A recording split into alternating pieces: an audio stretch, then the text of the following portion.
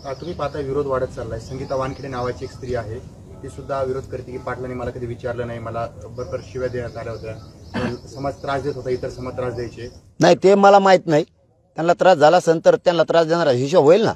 असं कसं?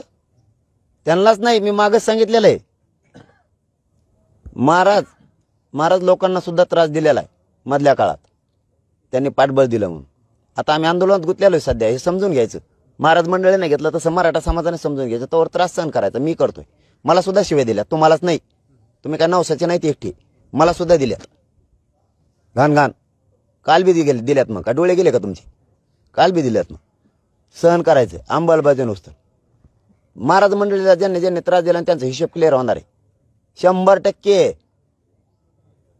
महाराजांना सुद्धा उघड पडू द्यायला जाणार नाही। आणि ज्या ज्या कार्यकर्त्याला त्रास झालाय, तुम्ही आता नाव घेतलं त्यांच्यास, त्यांना त्रास दिला त्यांचा हिशोब आणा। आपण आज ती वेळ नाही, आज समाजाचं आंदोलन उचलून धरण्याचे, त्याच्यात वेळ घातला तर आंदोलनाची दिशा बदलन। एवढं तरी डोकं मराठ्यांच्या सगळ्या कार्यकर्त्याला नाव ठेवणाऱ्याला असलं पाहिजे, दिशा बदलन आणि वेगळं वळण लागल। एकदा हे सगळ्या सोयऱ्यांचं होऊ द्या, एकदा मराठ्यांना ओबीसीतून आरक्षण मिळू द्या, मराठे मोकळे झाले, आम्ही मोकळे झालो, त्रास देणाराचा हिशोब क्लिअर होणार।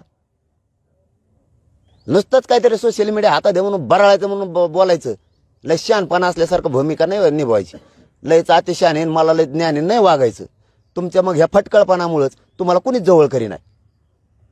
थोडं विचारपूर्वक वागायचं, याच्यावर बोलायचं, त्याच्यावर बोलायचं, त्याच्यावर बोलायचं, तो या बाजून कोण येईन रे? मग कोणाला तरी एकाला धरून राहावं लागतं, कोणाला तरी बोलावं लागतं, याच्यावर उचक त्याच्यावर उचक। तुकाला मोठं लागून गेले का तुम्ही कुणी?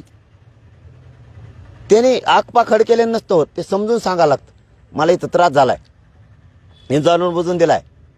मराठीच्या ताकद आहे ना नीट करायला त्यांच्यात, पण तुम्ही वाता वाता वाता वाता वाता बोलाता, त्यांनी लोकांना वाटतं हे गेलेले आहेत कामातून। मापात सांगायचं, समजून सांगायचं, तरी शब्द आहे आपला।